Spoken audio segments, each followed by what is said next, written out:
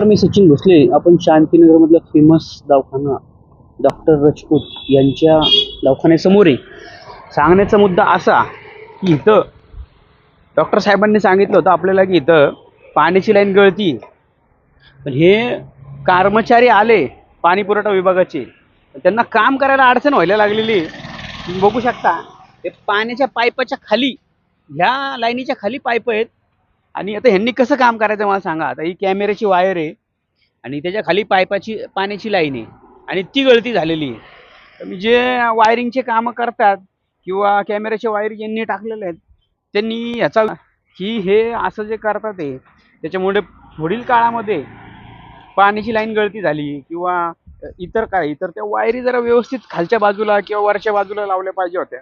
आणि हे जे काम हे त्यांना आता एवढं व्हायला लागलेली आहे की काम करता येत नाही, कारण ही गळती कशी रोखणार. आणि आपले डॉक्टर साहेबांनी 4 दिवस झाले सांगून मला की सचिन पाणी गळती होती, हे पाणी वायाला चाललंय.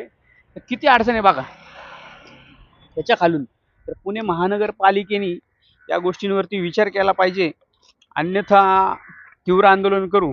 आता शेठ तुम्ही आमचे कीर्ती शेठ बी आहेत इथं आणि त्यांच्या समोरच ते चालू आहे. वायर वरती लावली बरोबर ना. त्याच्या खाली ते पाईप कसं काम करणार.